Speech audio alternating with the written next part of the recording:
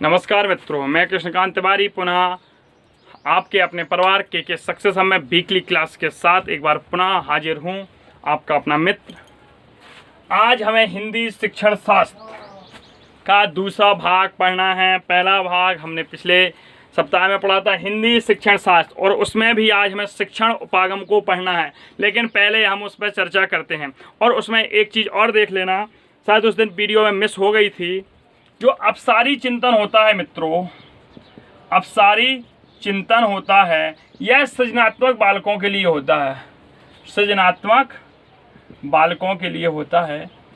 शायद उसमें हम बाई मिस्टेक आलोचनात्मक चिंतन पर टिक करवा गए थे, तो इस चीज़ को ध्यान रखना और उसको करेक्ट कर लो कि जो अपसारी चिंतन होता है यह सृजनात्मक बालकों के लिए होता है। अब आगे हम पढ़ते हैं। आज हमें जानना है, उसके बाद हमने भाषा के बारे में पढ़ा। भाषा के बारे में एक सामान्य परिचय पढ़ा था। अभी भाषा में पढ़ेंगे, हम भाषा के महत्व पढ़ेंगे, भाषाएं परिभाषाएं पढ़ेंगे। काफ़ी चीज़ें अभी भाषा का पोर्शन बचा हुआ है। उस दिन हमने सिर्फ नॉर्मल जानकारी आपको दी थी। उसके बाद मित्रों हमने पढ़ा था कि चिंतन कितना होता है, चिंतन कितने प्रकार का होता है। सुलभी चिंतन पढ़ा था, यथार्थ चिंतन पढ़ा था। यथार्थ चिंतन 3 प्रकार का पढ़ा था हमने। अभिसारी, अपसारी और मूर्त अमूर्त और आलोचनात्मक चिंतन पढ़ा था। इनके बारे में हमने काफ़ी चर्चा की थी। उसके बाद हमने मित्रों इसमें शिक्षण प्रक्रिया के दृष्टिकोण पढ़े थे। शिक्षण प्रक्रिया भारतीय दृष्टिकोण पढ़ा था, जो दोमुखी प्रक्रिया की बात करता है, वह अंतेवासी और ग्रह की बात करता है। इसके बाद मित्रों हमने उस दिन जाना था कि जो शिक्षण प्रक्रिया का पाश्चात्य है उसमें व्यापक अर्थ किसने दिया, तो व्यापक अर्थ जॉन डीवी महोदय ने था। तो इनका व्यापक अर्थ क्यों कहा जाता है, क्योंकि इन्होंने शिक्षक शिक्षार्थी की बात जॉन डीवी महोदय ने भी की है, और शिक्षक और ध्यान से सुना, शिक्षक और शिक्षार्थी की बात जॉन डीवी महोदय ने भी की है, और शिक्षक और शिक्षार्थी की बात बीएस ब्लूम ने भी की है। लेकिन जो हमारे जॉन डीवी महोदय हैं, ये तीसरा स्तंभ मानते हैं समाज को, और समाज एक व्यापक चीज़ होती है। तो इसलिए शिक्षण प्रक्रिया का जो व्यापक अर्थ प्रस्तुत किया है वो जॉन डीवी महोदय ने किया है, और जबकि हमारे बीएस ब्लूम महोदय ने ओनली पाठ्यक्रम शब्द दिया है। तो पाठ्यक्रम शब्द एक विद्यार्थी वर्ग के लिए, विशेष विद्यार्थी वर्ग के लिए है, इसलिए इनका एक संक्षिप्त अर्थ हो गया। और आज हमें मित्रों बात करनी है शिक्षण उपागम की। शिक्षण उपागम क्या होते हैं, हमें सबसे पहले यही जानना है कि शिक्षण उपागम होते क्या हैं। तो शिक्षण उपागम मतलब क्या होता है, शिक्षक के द्वारा जब वह कोई शिक्षक कक्षा में पढ़ा रहा है तो वह जो विधियां अपनाता है, जो तरीके अपनाता है, वही हमारे क्या होते हैं, शिक्षण उपागम होते हैं। तो इसको हम बहुत आसान भाषा में लिख सकते हैं। शिक्षक के द्वारा शिक्षण के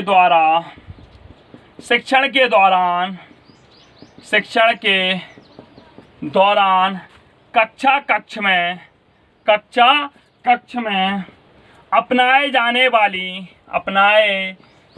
वाली विधि या सामग्री को, या जो हमारी सामग्री होती है, शिक्षण उपागम कहते हैं। क्या कहते हैं, शिक्षण उपागम कहते हैं। ये हमारा शिक्षण उपागम हो गया मित्रों। क्या हो गया, शिक्षण उपागम हो गया। अब शिक्षण उपागम कितने प्रकार का होता है, शिक्षण उपागम कितने प्रकार का होता है, तो 3 प्रकार का होता है। देखते हैं क्या क्या होता है इसमें क्या होती है। पहला होता है हमारा विधि। क्या होती है, विधि होती है। फिर सूत्र होते हैं, हमारे सूत्र पढ़े होंगे आपने। फिर सिद्धांत होते हैं। सिद्धांत आपको थॉर्नडाइक महोदय के देखो पढ़ाई जा रहे हैं। तो देखो विधि क्या होती है, विधि का यूज क्या होता है मित्रों, ये भी जानना है। तो विधि एक साधन होती है। विधि क्या होती है, एक साधन होती है सिखाने का। जो सूत्र होते हैं मार्गदर्शन करते हैं, मार्ग दिखाते हैं आपको आगे का। और जो हमारे सिद्धांत होते हैं ये चलने का तरीका बताते हैं, चलने का तरीका। अब देखो इन्हीं पर हमें सबसे पहले शिक्षण जो होता है, शिक्षण के 3 सोपान कह सकते हैं हम। पहला होता है विधि, और दूसरा होता है सूत्र, और तीसरा होता है सिद्धांत। अब पूछो सर ऐसे ही क्रम में क्यों लिखा, तो इसका आंसर मित्रों यह है, नॉर्मल सी आप चीज़ लगाते हैं। जैसे कि इस समय कोविड-19 का प्रकोप चल रहा है।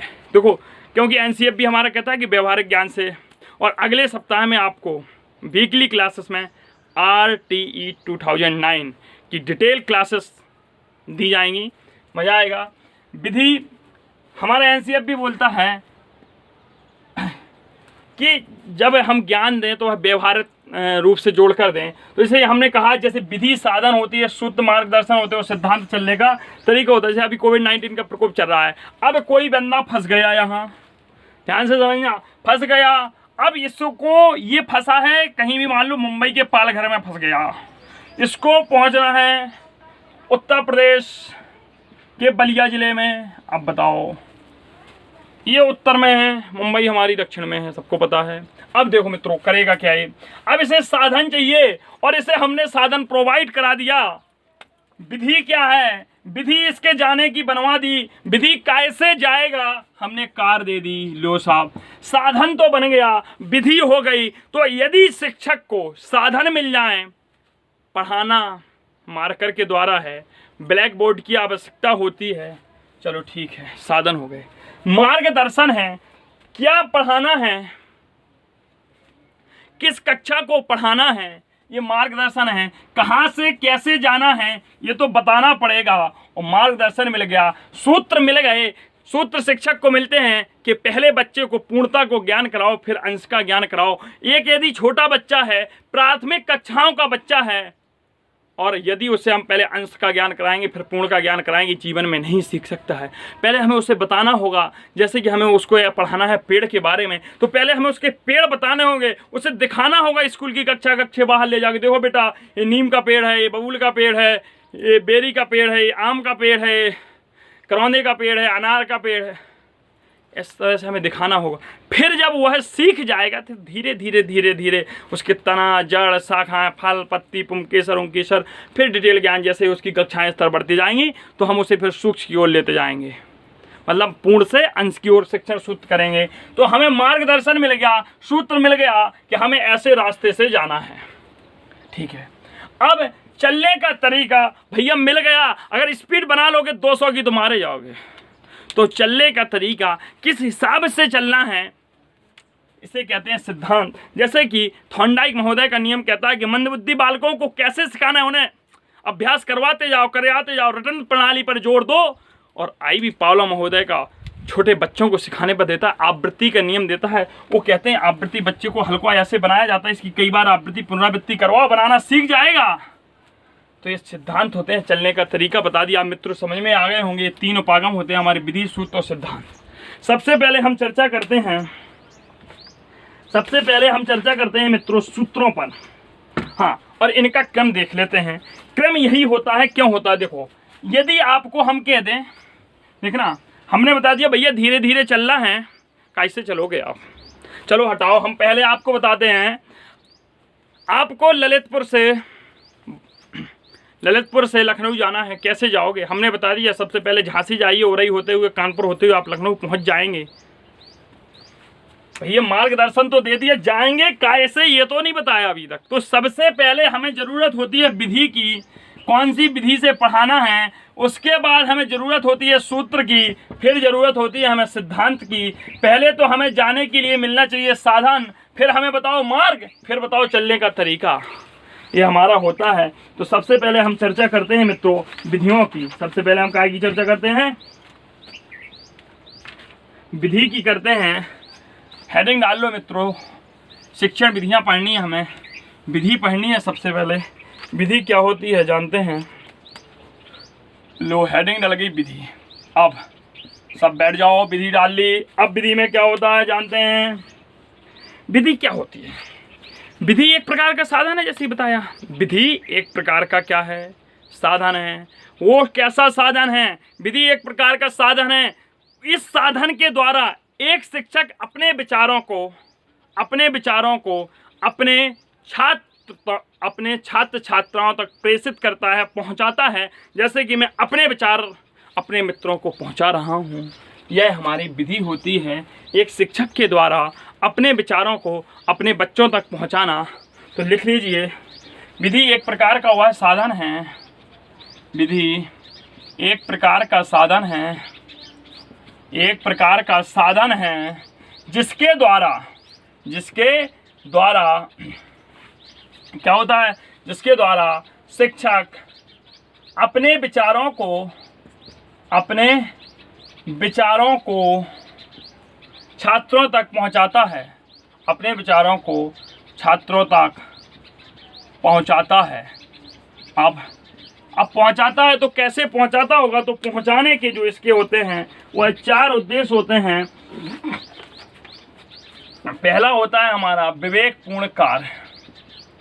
विवेकपूर्ण कार्य शिक्षक के पास होना चाहिए, सबसे पहला गुण। दूसरा शिक्षक के पास गुण होना चाहिए संगठनात्मक कार्य का,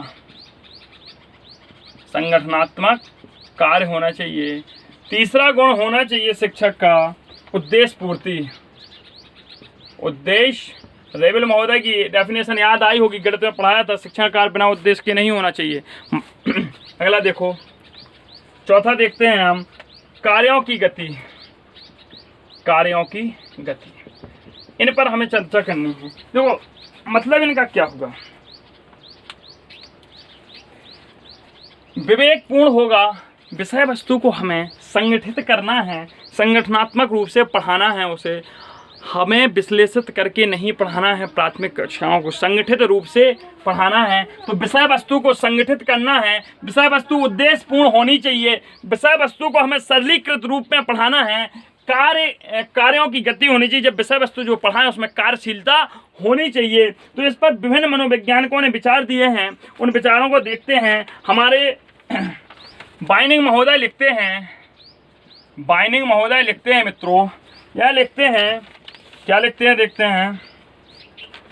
शिक्षण विधि शिक्षण प्रक्रिया का, शिक्षण विधि शिक्षण विधि शिक्षण प्रक्रिया का, शिक्षण प्रक्रिया का गतिशील मार्ग है। देखो कह दिया, बाइनिंग महोदय कहते हैं कि जो शिक्षण विधि होती है वह शिक्षण प्रक्रिया का गतिशील मार्ग होती है मित्रों। ऐसे ही हमारी अगले, ये हमारे गतिशीलता पर कहा है। विवेकपूर्ण का तात्पर्य क्या हुआ, एक शिक्षक को अपने विवेक से कार्य लेना चाहिए। हमारे माध्यमिक शिक्षा आयोग बोर्ड ने एक बहुत अच्छी डेफिनेशन कही है, एक बहुत अच्छी परिभाषा कही जो आपको ही बताएंगे, उन्होंने कहा, उसको लिखवा भी देंगे। उन्होंने कहा है कि एक अच्छा पाठ्यक्रम और पाठ्यचर्या तब तक मृतकाय है, एक अच्छा पाठ्यक्रम और एक अच्छी पाठ्यचर्या तब तक मृतकाय है जब तक उसके लिए एक श्रेष्ठ शिक्षक ना हो। वह शिक्षक भी तब तक असमर्थ है जब तक उस शिक्षक के पास एक श्रेष्ठ विधि ना हो। अर्थात हम कह सकते हैं सबकी जड़ हमारी क्या होती है, विधि सबसे महत्वपूर्ण है। अगर हमें दे दिया जाए पाठ्यक्रम, पाठ्यचर्या, शिक्षक और विधि, इनमें से सबसे महत्वपूर्ण कौन है, इनमें से सबसे महत्वपूर्ण कौन है, इनमें से ऐसा कौन है जिस पर आप खिल जाओगे। तो देखो मित्रों, इनमें से ऐसा कौन है, देखो एक अच्छी प्रक्रिया होती है हमारी विधि।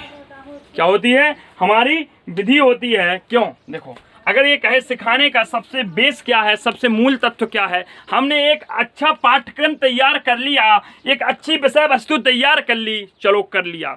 पाठ्यचर्या का अर्थ हमने बताया था, पूरे शिक्षक जितना विद्यालय होता है उसकी समस्त व्यवस्थाओं को देखना। अगर हमारा पाठ्यक्रम तो अच्छा है लेकिन विद्यालय में पाठ्यचर्या अच्छी नहीं है तो किसी काम का नहीं है। तो इसलिए पाठ्यक्रम अच्छा करने के पहले हमें जोर इस बात पर देना होगा कि हमारी पाठ्यचर्या अच्छी होनी चाहिए। अगला फिर हमारा होता है, हमने पाठ्यक्रम भी अच्छा कर लिया, पाठ्यचर्या भी अच्छी कर ली मित्रों, अगर हमारा शिक्षक ही अच्छा पढ़ाने वाला नहीं है तो फिर क्या मिलेगा, बताओ क्या मिलेगा। यदि आपको अपने भाई की पढ़ाई पसंद आ रही हो, चैनल को अपने मित्रों से कहो कि सब्सक्राइब करें, शेयर करें, अपने सारे सोशल मीडिया अकाउंट पर वीडियो को डेली शेयर किया करें अपने भाई के लिए। अगर शिक्षक अच्छा नहीं है तो ये दोनों चीज़ें मृतकाय हैं। हमारे माध्यमिक शिक्षा बोर्ड ने कहा, हमने मान लिया एक हमें श्रेष्ठ शिक्षक भी मिल गया, एक श्रेष्ठ गुरु मिल गया, चाणक्य की भांति एक श्रेष्ठ गुरु मिल गया हमें, द्रोणाचार्य की भांति, लेकिन वह शिक्षक भी तब तक असमर्थ है जब तक कि उसके पास एक श्रेष्ठ विधि नहीं है, श्रेष्ठ साधन नहीं है पढ़ाने का। अर्थात हम कह सकते हैं कि यदि हमें सिखाना है, अर्थात हमें कह सकते हैं कि हमें जब तक सिखाना है, जब तक सिखाने का साधन शिक्षक के पास नहीं होगा तब तो वह कुछ नहीं कर सकता।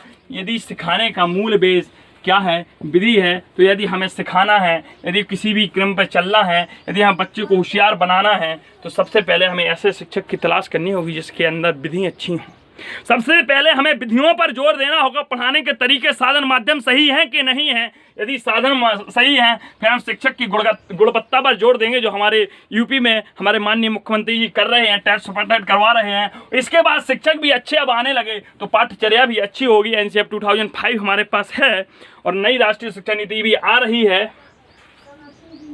है, क्या आ ही चुकी है, वो तो लागू होनी है बस। और उसके बाद हमारा एक अच्छा सिलेबस होना चाहिए, तो हमारे बच्चे खुद म खुद एक फ्यूचर जो होगा ब्राइट होगा बच्चों को, ये चीज़ थी। तो इसका आधार क्या है? विधि है, प्रशिक्षक है। तो बाइनिंग ने कहा है शिक्षण विधि शिक्षण प्रक्रिया का गतिशील मार्ग है। और एक और लिख लीजिए, माध्यमिक शिक्षा बोर्ड की डेफिनेशन। माध्यमिक शिक्षा बोर्ड ने कहा है एक अच्छा पाठ्यक्रम व पाठ्यचर्या जब तक मृतकाय है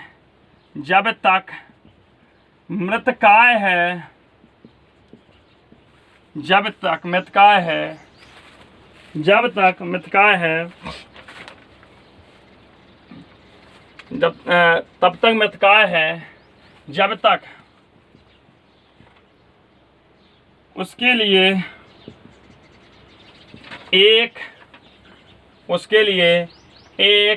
श्रेष्ठ शिक्षक ना हो और एक श्रेष्ठ विधि ना हो।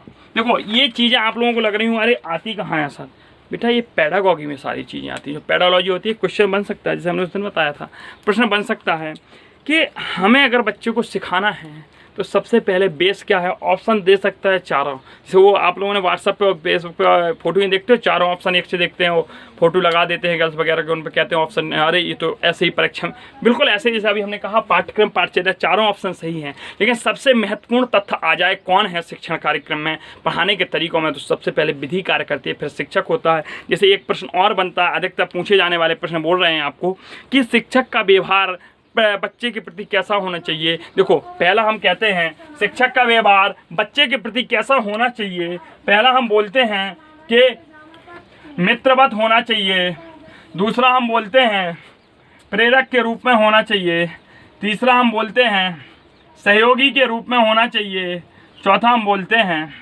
तीन ऑप्शन हमने दे दिए। अब देखो सहयोगी भी सही है, प्रेरक भी सही है, मित्रवत भी सही है, लेकिन सबसे महत्वपूर्ण क्या है, तो शिक्षक को सबसे पहले एक अच्छा प्रेरक बनना चाहिए। उसके बाद उसे मित्रवत व्यवहार करना चाहिए, उसके बाद फिर उसे सहयोग की भावना भी दिखानी चाहिए। तो सबसे महत्वपूर्ण ऑप्शन तीनों सही है। अब शब्दों को पकड़ो, सबसे महत्वपूर्ण क्या है, और जिसने सबसे महत्वपूर्ण शब्द नहीं देखा, अरे चौथा ऑप्शन हो सकता है ऑल ऑफ दीज, और हम तो रट्टे होते हैं इनमें से सभी। हाँ सही हैं, लेकिन उसने एक लाइन लिख दी, सबसे महत्वपूर्ण क्या है। जैसे कि एक एग्जाम्पल और बताते हैं, हमने पढ़ाया अभी साइकोलॉजी। साइकी का अर्थ होता है मन आत्मा दोनों, कोई नहीं। अगर ऐसा लिखा है तो ठीक है, दोनों हो जाएगा। अगर लिख दिया गैरेट के अनुसार, तो गैरेट के अनुसार तो भैया आत्मा होती है, क्या होती है। अब आपने नहीं पढ़ा गैरेट तो भी ठोक के आगे दोनों, अरे सर हमने पढ़ा था, जाने कहाँ से गलत कर दिया। अरे भैया गलत नहीं पढ़ा, हमने प्रश्न को पढ़ने में ही गलती कर दी। इसलिए एक एक लाइन्स को जो यहाँ पढ़ाते हैं पढ़िए मित्रों, आनंद आएगा। और गारंटी मानिए पेडागॉजी आप तैयार कर लीजिए, वहाँ आपकी थ्योरी तैयार हो रही है। इस बार का सीटेट होने के पहले आपको पूरा तैयार कर देंगे, और इस बार का सीटेट देने जाओगे 120 प्लस आएंगे। और जो मित्र हमारे सीटेट नहीं डाले हैं, जो इस समय फर्स्ट सेमेस्टर में थे, वो टेट देने के लिए बिल्कुल तैयार हो जाए। इस वर्ष वो टेट दे सकते हैं सेकंड सेमेस्टर के बाद, और सीटेट भी हमारी दिसंबर में होगी। बस भगवान से प्रेयर है कि कोविड-19 का प्रकोप खत्म हो जाए। तो आगे हम बात करते हैं मित्रों, और अब हमारी बात जो चर्चा चलनी है वो हमारी है शिक्षण विधियों पर। अब हमें पढ़नी है शिक्षण विधियाँ। क्या पढ़नी है? शिक्षण विधियाँ पढ़नी हैं। तो देखो शिक्षण विधियाँ क्या पढ़नी है? शिक्षण विधियाँ। तो ये प्रश्न अभी काफ़ी ट्रेंड में भी रहा। शिक्षण विधियाँ कितनी होती हैं? कल भी ये प्रश्न मैंने पूछा था तो शिक्षण विधियाँ 3 प्रकार की होती हैं, वो भी कैसे, NCF 2005 के अनुसार। ये जो मैंने क्विज कराई थी उसमें प्रश्न दिया था और काफ़ी लोगों ने पूछा था सर कैसे होती है, तो आज हम इनको चर्चा करते हैं और विस्तृत जानकारी लेते हैं कि कैसी होती हैं। तो पहली होती है NCF 2005 के अनुसार 3 प्रकार की होती हैं। पहली होती है हमारी परंपरागत विधि, दूसरी होती है हमारी शिक्षक केंद्रित विधि, शिक्षक केंद्रित विधियाँ, तीसरी होती है हमारी बाल केंद्रित विधियाँ। तीसरी क्या होती है हमारी, बाल केंद्रित विधियाँ।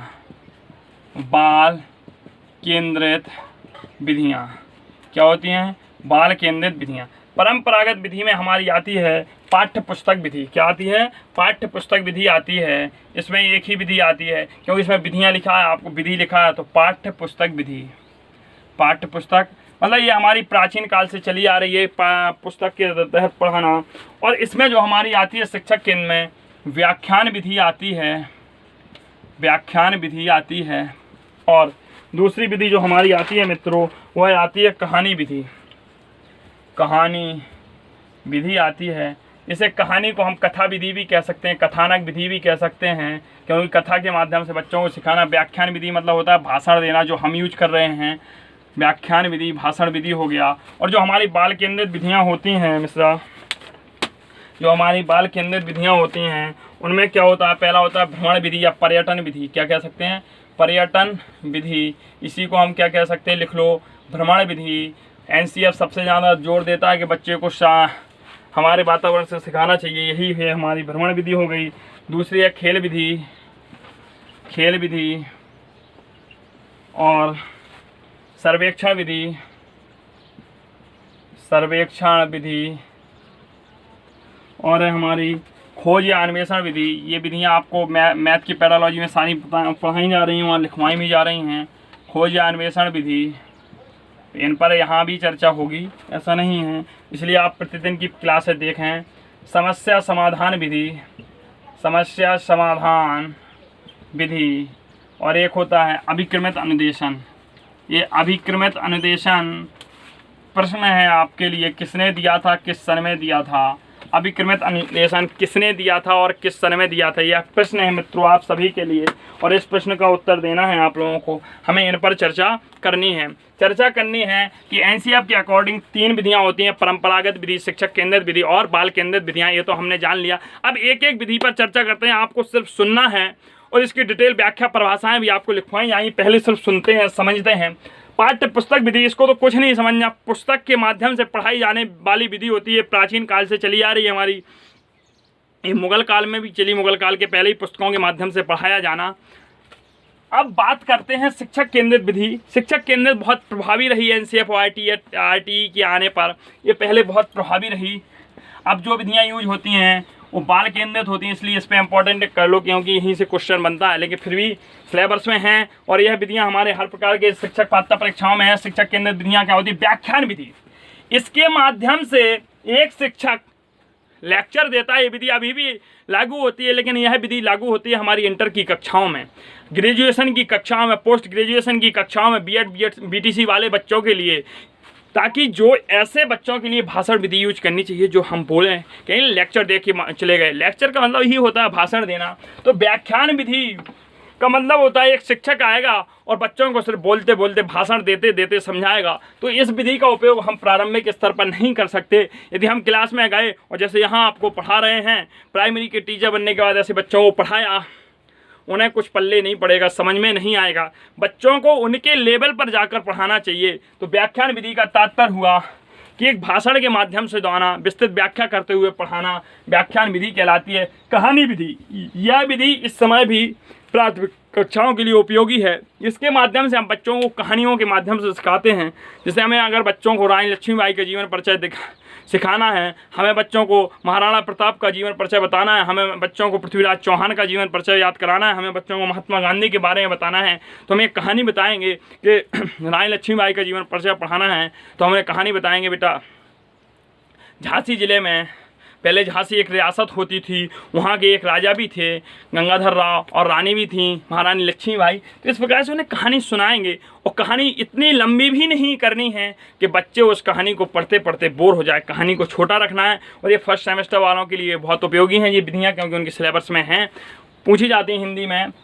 तो कहानी विधि के उपयोग अनुप्रयोग तुम्हारे सेमेस्टर परीक्षाओं में भी हैं। तो कहानी विधि या कथानक विधि, तो कहानी में पात्र भी कम होने चाहिए, और कहानी छोटी भी होनी चाहिए, और कहानी प्रेरणादायक भी होनी चाहिए। तो ये कहानी कथानक विधि आती है। यहाँ तक हमारे सभी दोस्तों को समझ में आ गया होगा। अब आगे है बाल केंद्रित विधि। इसका अर्थ ही है कि केंद्र में कौन होना चाहिए, बालक होना चाहिए। केंद्र में कौन होना चाहिए, बालक होना चाहिए। पर्यटन विधि, यदि हमें बच्चों को लाल किले के बारे में बताना है, आगरा के बारे में बताना है, पार्कों से बच्चों को अवगत कराना है, नदी तालाबों के बारे में बताना है, तो हमें बच्चों को भ्रमण कराना होगा, उन्हें घुमाना होगा, उन्हें पर्यटन स्थलों पर ले जाना होगा, उन्हें ऐतिहासिक इमारतों को दिखाना होगा, उन्हें भारत की विरासत से रूबरू कराना होगा, मिलाना होगा। वहाँ जाके उन्हें भ्रमण के माध्यम से सिखाएंगे तो बच्चे जल्दी सीख जाएंगे। वह ज्ञान स्थायी होता है, यह पर्यटन विधि होती है। खेल विधि क्या होती है, हेनरी पाकड़ महोदय खेल विधि जी ने जिसने दी है वो हेनरी पाकड़ महोदय कहते हैं कि बच्चे का सबसे सिखाने का आसान तरीका खेल होता है। खेल के माध्यम से बच्चा सबसे जल्दी सीख जाता है। और एनसीएफ भी कहता है कि बच्चे को खेल के माध्यम से सिखाओ। यदि बच्चे को हमें कुछ भी सिखाना है तो खेल के माध्यम से सिखाते हैं तो बच्चा बहुत शीघ्र सीखता है। या सर्वेक्षण विधि होती है, किसी भी चीज़ का निरीक्षण करना, बच्चों के लिए कह देना सर्वेक्षण करना होता है, कोई कार्य कर रहा है उसका। अच्छा, खोज विधि या अन्वेषण विधि, इसमें कहने का तात्पर्य होता है, हमारे काफ़ी मनोवैज्ञानिकों ने भी कहा है कि हमें कक्षा में बच्चों को कम सिखाना चाहिए, उनसे ज़्यादा घर से करके आने के लिए उनसे वही कार्य ज़्यादा करवाना चाहिए। तो यह खोज या अन्वेषण विधि होती है। बच्चे को एक खोजी के रूप में, एक अन्वेषक के रूप में तैयार करना चाहिए। बच्चे को हमें सिर्फ एक चीज़ से अवगत कराना चाहिए, उसके मन में जिज्ञासा और प्रेरणा पैदा कर देनी चाहिए, वह खुद खोज लेगा। यह हमारी खोज और अन्वेषण विधि बोलती है। मित्रों, समस्या समाधान विधि क्या होती है, किसी भी समस्या का पता लगाना समस्या समाधान विधि होती है। जब गेस्ट्रोल बात पढ़ाएंगे तब इससे समस्या समाधान आपको बहुत अच्छी तरीके से समझ में आ जाएगा, नो डाउट। किसी भी समस्या का समाधान कैसे करते हैं, समस्या समाधान विधि होती है। अविक्रमित अनुदेशन होता है, बिना गुरु के शिक्षा, बिना अध्यापक के शिक्षा। यहाँ अध्यापक नहीं होगा, बालक स्वयं से सीखेगा, खुद से सीखेगा। अध्यापक की कोई ज़रूरत नहीं होगी, कोई गाइडेंस नहीं चाहिए।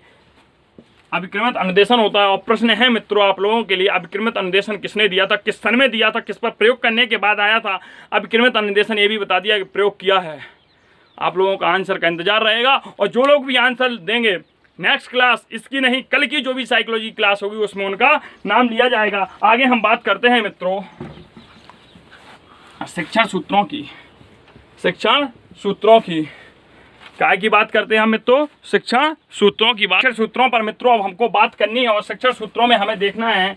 तो देखो, इसमें शिक्षण सूत्रों में हमें अगर देखा जाए तो शिक्षण शास्त्री हर्बर्ट स्पेंस के 13 शिक्षण सूत्र आते हैं, उनको हम साइकोलॉजी में बात करेंगे, लेकिन हमें यहाँ सामान्य शिक्षण सूत्रों पर बात करते हैं, उनको समझते हैं, और उनके अकॉर्डिंग जो होते हैं वो हम सारे आपको बताएंगे। नो डाउट आपको हर चीज़ का ज्ञान कराया जाएगा। तो पहला शिक्षण सूत्र हम जैसे चर्चा करते हैं, आज हमें शिक्षण सूत्रों के बारे में संपूर्ण जानकारी जाननी है। जो भी हमारा कन्फ्यूजन होता है वो कन्फ्यूजन किन में होता है उनको हम जानते हैं। सबसे पहले हम पहला शिक्षण सूत्र लेते हैं, सरल से कठिन या जटिल की ओर, कठिन या जटिल की ओर, कठिन या जटिल की ओर। पहले हमें शिक्षण सूत्र पर चर्चा करनी है। इसका तात्पर्य क्या हुआ, पहले हमें बालक को सरल से सरल चीज़ों को सिखाना चाहिए, फिर उसे हम कठिन चीज़ की ओर ले जाएंगे। लिखते चलते हैं। छात्रों को हमें सबसे पहले आसान चीज़ से अवगत कराना चाहिए, आसान चीज़ों से या विषय वस्तु से, आसान विषय वस्तु से अवगत कराना चाहिए। इसके बाद उन्हें कठिन की ओर ले जाना चाहिए। इसके बाद उन्हें कठिन की ओर ले जाना चाहिए। एग्जाम्पल होता है जैसे हम प्राइमरी में हमको पढ़ाना है, पहले हम बच्चे को गिनती सिखाएंगे, उसके बाद पहाड़े सिखाएंगे, और पहाड़े सिखाने के बाद ही हम गुणा भाग पर बच्चों को ले जा सकते हैं, और उसमें भी पहले हम गुणा सिखाएंगे बच्चों को। तो पहाड़े सिखाने के बाद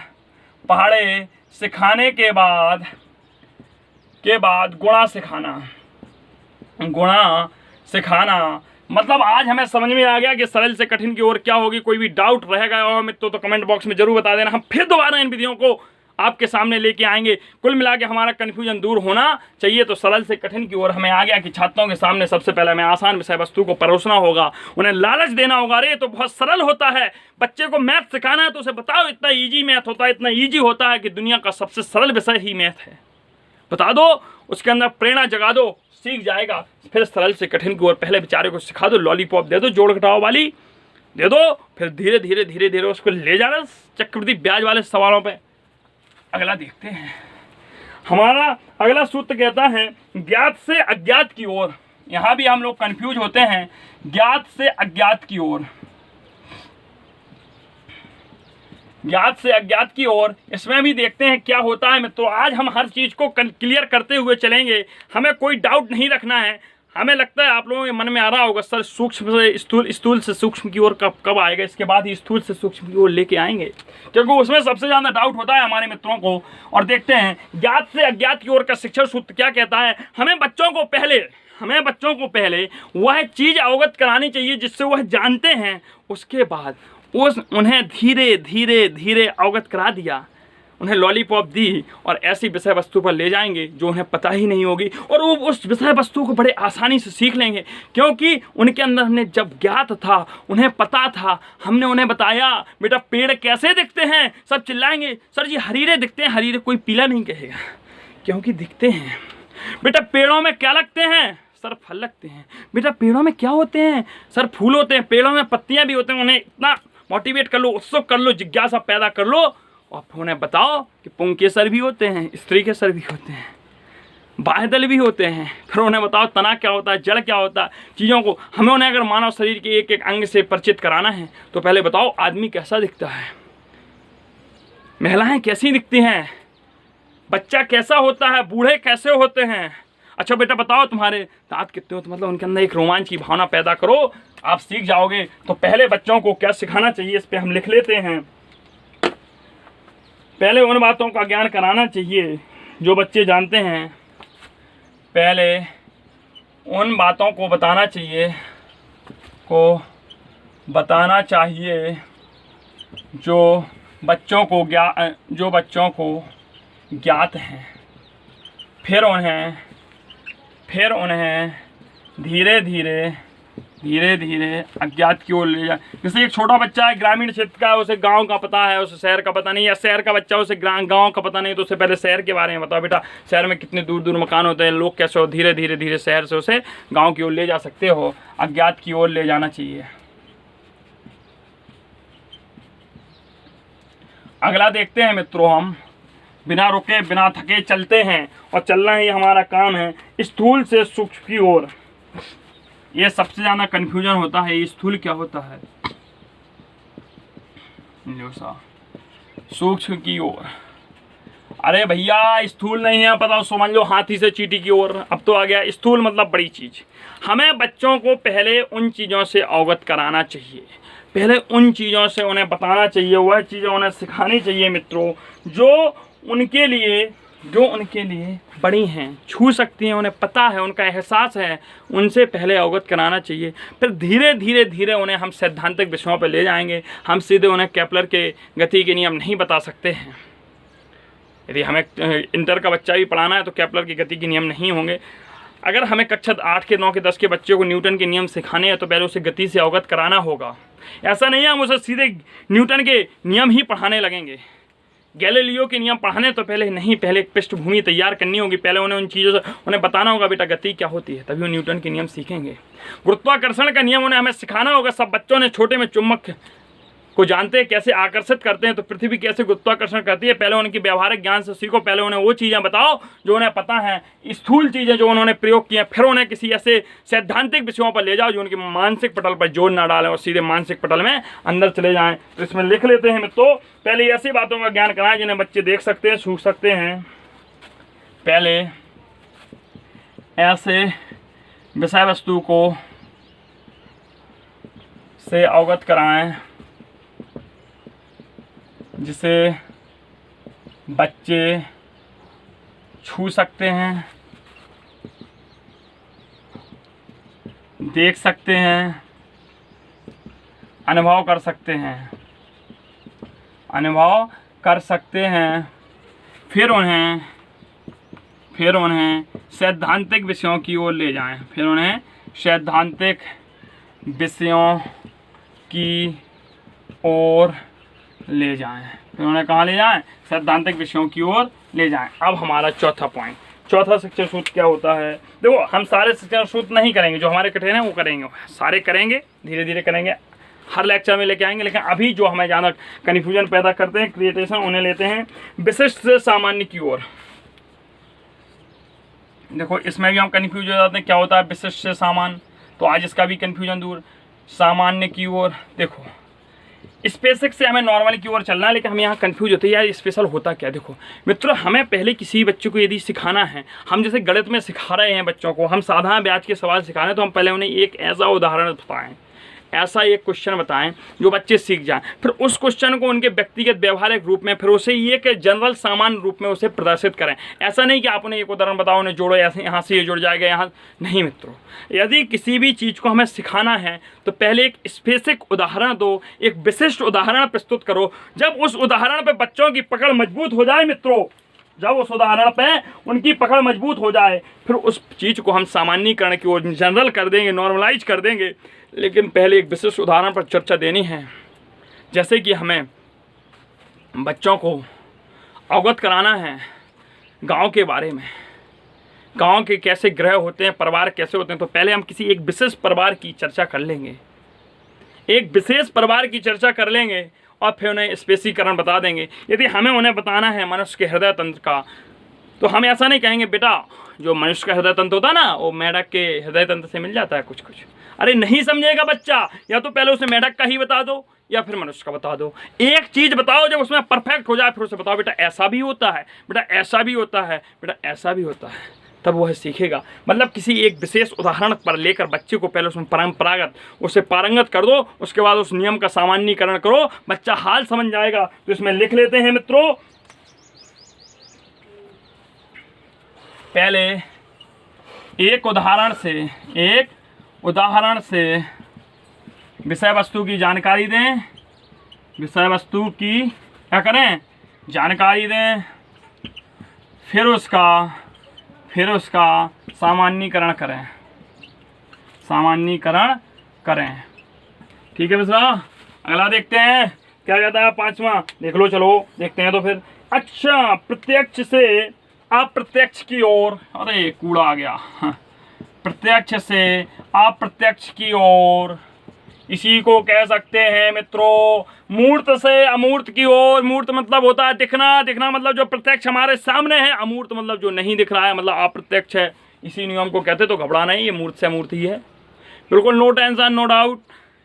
हमको सरलीकरण करते हुए पढ़ना है, एक चीज़ में 10 चीज़ों को समझना है।